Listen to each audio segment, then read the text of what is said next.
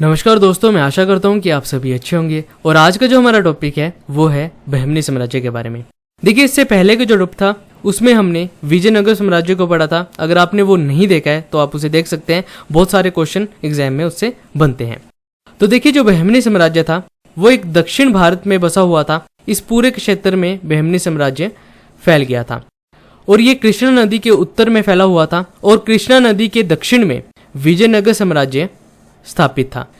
अब विजयनगर साम्राज्य और बहमनी साम्राज्य एक साथ ही आते हैं। विजयनगर साम्राज्य की शुरुआत होती है तो उसी वक्त बहमनी साम्राज्य की शुरुआत भी हो जाती है। और उत्तर में कौन था? उत्तर में था मोहम्मद बिन तुगलक। दिल्ली सल्तनत यहाँ पे चल रही थी और तुगलक वंश यहाँ पर राज कर रहा था इस पूरे क्षेत्र पर। देखिए, मोहम्मद बिन तुगलक जो था उसने कुछ ऐसे कार्य किए अपने शासनकाल में जिससे इसने दक्षिण भारत पर अपना कंट्रोल खो दिया और यहाँ पर दो बड़े साम्राज्य उभर कर सामने आ गए। कृष्णा नदी के उत्तर में यहाँ पर बहमनी साम्राज्य फैला हुआ था और दक्षिण में विजयनगर साम्राज्य स्थापित यहाँ पर था। इन दोनों के बीच में जो युद्ध होते थे उनका मेन कारण जो था वो था रायचूर दोआब, जो कृष्णा और तुंगभद्रा नदी के समीप स्थित था। यानी कि ये जो बीच की भूमि है इसे दोआब कहा जाता है और इसे रायचूर दोआब कहते हैं। इसको लेकर इन दोनों के बीच में युद्ध होते थे और कृष्णा और गोदावरी का जो डेल्टा था इसको लेकर भी यहाँ पर युद्ध किए जाते थे, क्योंकि जो दोआब की भूमि होती है वो बहुत ही उपजाऊ होती है। इसीलिए इस क्षेत्र को हथियाने के लिए इन दोनों के बीच में युद्ध होते रहते थे। तो देखिए, बहमनी साम्राज्य जो था उसकी स्थापना कैसे हुई? तो इसकी स्थापना जो की थी वो अलाउद्दीन हसन बहमन शाह ने की थी 1347 में। देखिए, इसका जो नाम था वो था जफर खां, जिसे हसन गंगू के नाम से भी जाना जाता है। और जब ये राजा बना तो इसने अपना नाम चेंज कर अलाउद्दीन हसन बहमन शाह रख दिया। अब गंगू नाम रखेगा तो कौन इसकी इज्जत करेगा, इसलिए इसने टशनी सा नाम रखा अलाउद्दीन हसन बहमन शाह और ये नाम रखकर ये राजा बन गया। देखिए, इसने अपनी जो राजधानी थी वो गुलबर्गा को बनाया था और इसका नाम चेंज कर दिया अहसानाबाद। अहसानाबाद इसने अब इसका नाम रखा, तो इसे आप याद रख सकते हैं।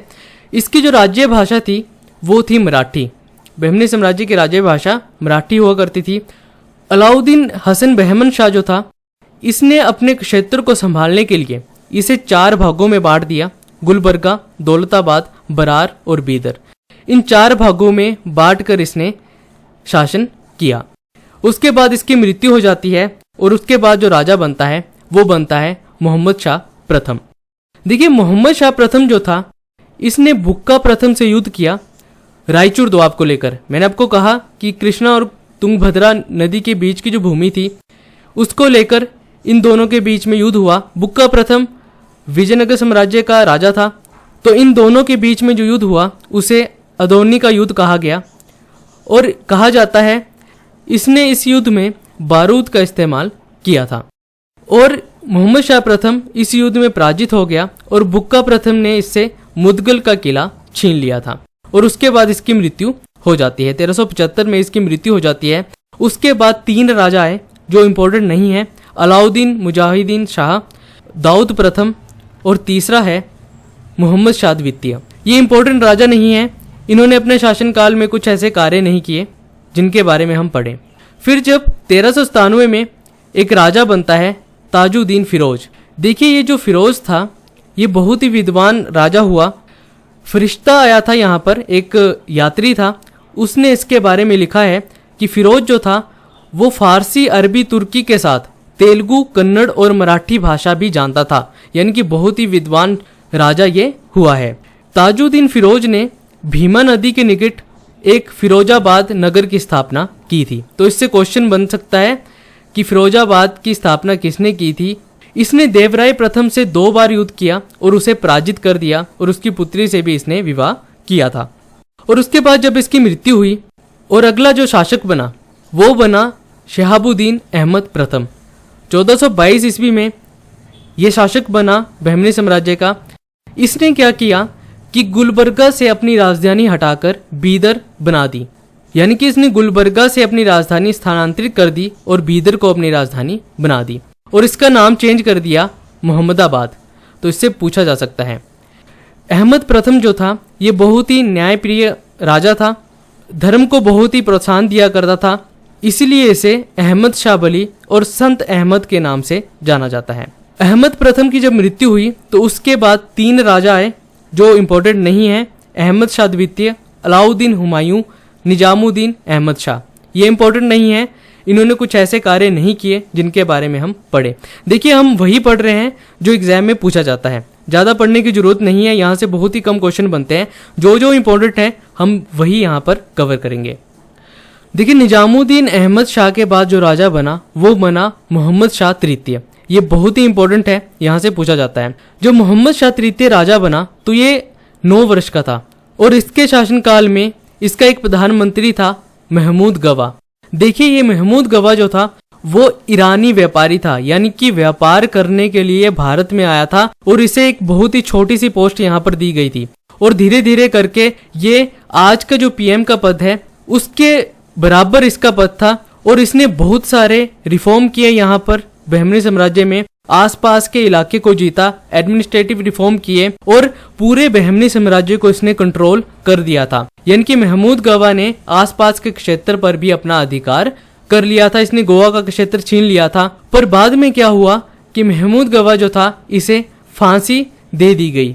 इसके खिलाफ आसपास के जो इनके संबंध हुआ करते थे, जो आसपास के लोग हुआ करते थे, इन्होंने महमूद गवा के खिलाफ मोहम्मद शाह तृतीय को भड़काया और मोहम्मद शाह तृतीय ने इसे फांसी पर चढ़ा दिया। और बाद में जब मोहम्मद गवा की मृत्यु हुई उसके बाद महमूद शाह तृतीय का शासनकाल भी खत्म हो गया। लगभग इसकी मृत्यु के बाद बहमनी साम्राज्य पूरी तरह से तहस नहस होना शुरू हो गया। देखिए महमूद गवा जो था इसने बीदर में एक महाविद्यालय की स्थापना की थी जिसमें 1000 से ज्यादा विद्यार्थी पढ़ते थे और इन्हें बहुत सी फैसिलिटी यहाँ पर दी जाती थी। तो महमूद गवा के बारे में पूछा जा सकता है। 1482 में इसकी मृत्यु हो जाती है और इसके बाद बहमनी साम्राज्य पूरी तरह से तहस नहस होना शुरू हो जाता है। इसके बाद जो राजा बना वो बना महमूद शाह। ये इम्पोर्टेंट नहीं है। और बहमनी साम्राज्य को जो आखिरी राजा था वो कलीमुल्ला था। 1518 में ये राजा बना और ये अंतिम शासक था बहमनी साम्राज्य का। देखिए जो कलीमुल्ला था इसकी जब मृत्यु हुई 1527 में, उसके बाद 1528 ईस्वी में बहमनी साम्राज्य 5 भागों में बट जाता है। अहमदनगर, बीजापुर, गोलकुंडा, बीदर और बरार। इससे क्वेश्चन बनता है कि इनके संस्थापक कौन थे और कौन से वंश की स्थापना इन्होंने की थी, तो इससे क्वेश्चन बनता है। अहमदनगर जो था इसका संस्थापक था मलिक अहमद जिसने निजाम शाही वंश की यहाँ पर स्थापना की थी। बीजापुर का यूसुफ आदिल खां जिसने आदिल शाह वंश की स्थापना की। गोलकुंडा का कुली कुतुब शाह जिसने कुतुब शाही वंश की स्थापना की। और बीदर अमीर अली बारीद जिसने बरीद शाही वंश की यहाँ पर स्थापना की। और लास्ट था बरार जिसने फतेहुल्लाह इमाद इसका संस्थापक था, इसने इमाद शाही वंश की यहाँ पर स्थापना कर दी थी। और ये जो वंश थे ये अलग अलग भागों में बटे हुए थे। जैसे अहमदनगर यहाँ पर था, बीजापुर यहाँ पर था, बरार यहाँ पर, बीदर और गोलकुंडा। देखिए अहमदनगर जो था इसने बरार का क्षेत्र छीन लिया था और बीजापुर और गोलकुंडा ने बीदर का थोड़ा थोड़ा क्षेत्र कब्जे में कर लिया था। तो अहमदनगर, बीजापुर और गोलकुंडा ये 3 प्रमुख वंश यहाँ पर रह जाते हैं। और इनका जो अब दुश्मन थे वो थे मुगल, इनकी मुगलों के साथ ये युद्ध करते रहते थे। और लास्ट में औरंगजेब ने इस पूरे क्षेत्र पर अपना अधिकार कर लिया था और इसके साथ बहमनी साम्राज्य पूरा खत्म हो गया था। देखिए लगभग 1528 में ही बहमनी साम्राज्य खत्म हो गया था जब ये 5 भागों में बटा था। पर छोटे छोटे क्षेत्र पर इनका राज चल रहा था और बाद में औरंगजेब ने इन पूरे क्षेत्र पर अपना अधिकार कर लिया था और ऐसे ही बहमनी साम्राज्य खत्म हो गया। देखिए बहमनी साम्राज्य के प्रशासनिक व्यवस्था के बारे में हम बात करते हैं तो अलग अलग विभाग बना दिए गए थे जिन्हें अलग अलग नामों से जाना जाता था। जैसे अमीर जुमला जो विभाग था वो वित्त विभाग था। वजीर अशरफ विभाग विदेश नीति से संबंधित कार्य करता था। वकील कुल जो मंत्रियों पर नियंत्रण करता था, जैसे आज पीएम की पोस्ट है वैसे ही ये वकील कुल विभाग था। कोतवाल जो था वो नगर का प्रमुख अधिकारी हुआ करता था संद्रे ए जहां, जो न्याय विभाग का अध्यक्ष हुआ करता था। तो इस तरीके से अलग अलग अध्यक्ष थे और अलग अलग विभाग यहाँ पर बनाए गए थे। देखिए सुल्तान जो था उनके महल और दरबार के लिए अलग से सुरक्षा बल रखे गए थे, जिनको साख ए खेल कहा जाता था। अलग से सुरक्षा दल था जो महल और दरबार की रक्षा किया करता था। सेना तो अलग थी, ये अलग से दल रखे जाते थे और इनका जो प्रमुख हुआ करता था उसे सर ए नौबत कहा जाता था। तो इसे आप याद रखिए, इससे क्वेश्चन बन सकता है। तो ये था बहमनी साम्राज्य। यहाँ पर जो जो भी इंपॉर्टेंट है वो मैंने आपको यहाँ पर करवा दिया। ज्यादातर यहाँ से पूछा जाता है। अगला जो लेक्चर होगा उसमें हम भक्ति आंदोलन और सूफी आंदोलन को पढ़ेंगे और फिर उसके बाद मुगल वंश को शुरू करेंगे। तो मैं आशा करता हूँ कि आपको इससे कुछ सीखने को मिला होगा। कैसा लगा लेक्चर आप कमेंट में बता सकते हैं। तो मुझे टेलीग्राम पे आप फॉलो कर सकते हैं और फेसबुक पे भी आप फॉलो कर सकते हैं। ये मेरी ईमेल आईडी है।